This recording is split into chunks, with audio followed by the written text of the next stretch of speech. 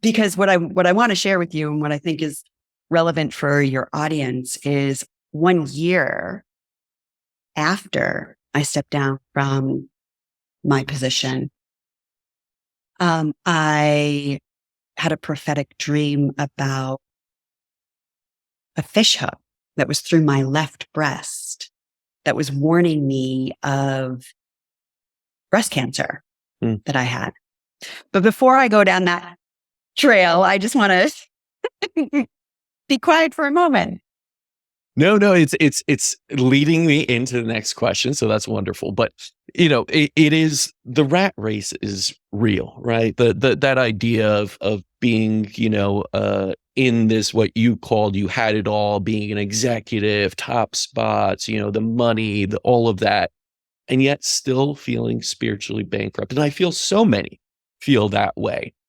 And you kind of, you make this whole idea that, well, you still have it all. There has to be something else wrong. Then I have to just work through it to get to there. But the body then reacts.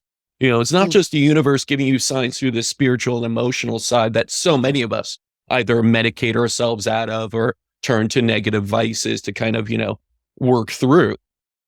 It's that the body starts to actually break down as well.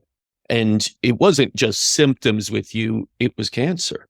So please do share that story of, where was that along this? Was it spiritually bankrupt followed by cancer? Was it same time?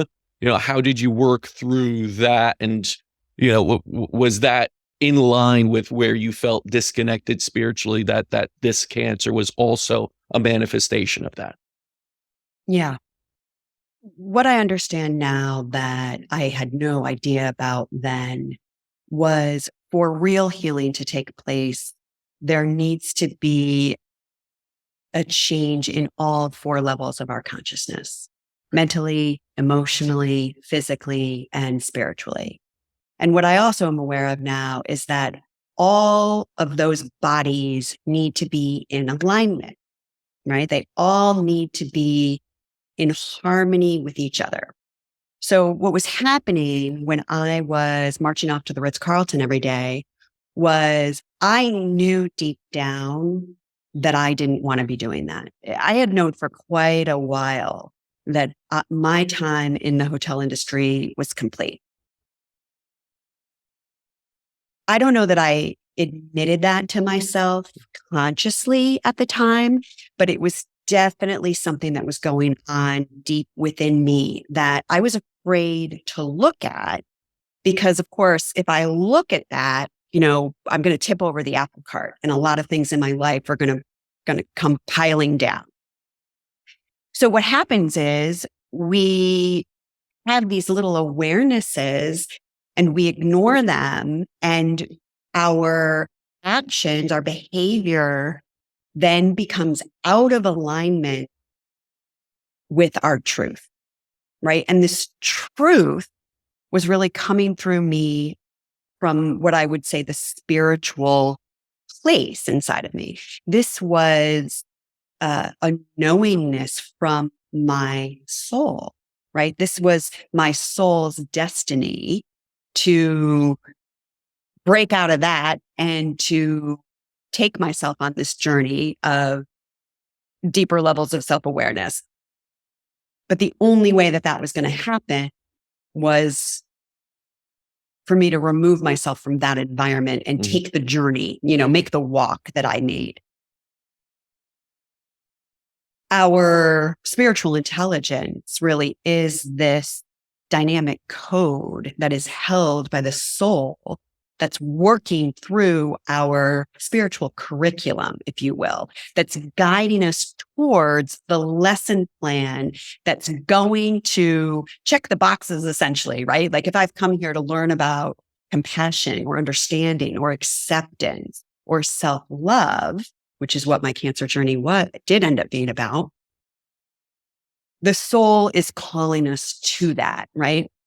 But we've got to get our thinking, our feeling, and our behavior all in accordance with that, or otherwise we create an imbalance, right? So I had all of these imbalances.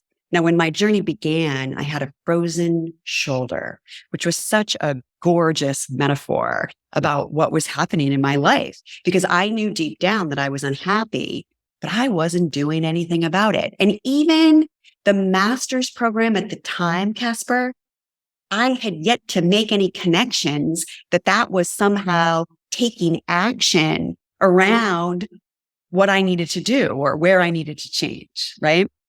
Well, so when I had this frozen shoulder, I was pissed. Like, I don't have time for this, right? I'm working a 60-hour a week, big fat career, and I'm trying to pursue a master's degree.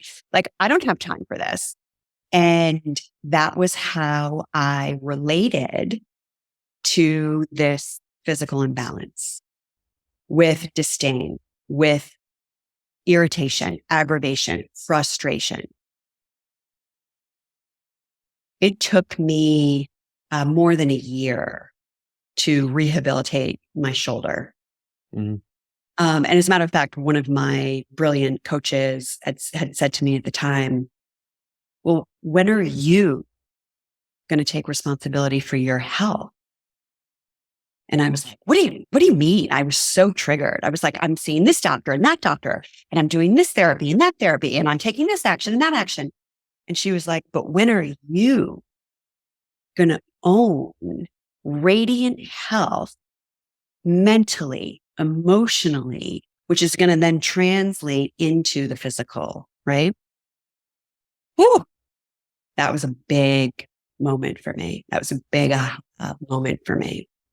And as I began to own radiant health from the inside, then it began moving through all the levels of my consciousness, taking me into real radiant health.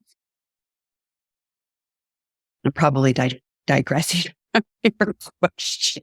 No, this is really good because it does bring up for me this idea of healing is very synonymous and follows us in life, because many of the things you just brought up, this idea of responsibility, and then this kind of, first off, I think it was a little bit like, what do you mean? This isn't, my responsibility. I'm sick here. I'm a victim in a sense, you could say. Yeah. And then it goes into almost an ego, whether that's anger or something like that. My ego protects me. This is not my fault, right?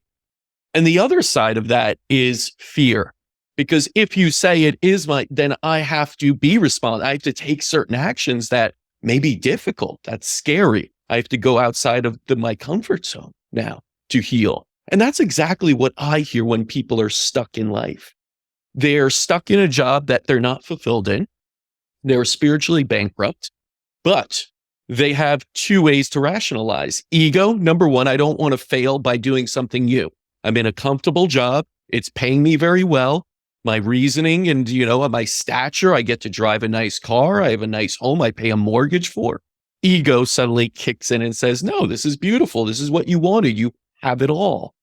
Yep. The other side is fear. It's fear of stepping out. What if I don't make it? How am I going to make the payments? What about this? So many scary things because the power within me, I'm not sure of.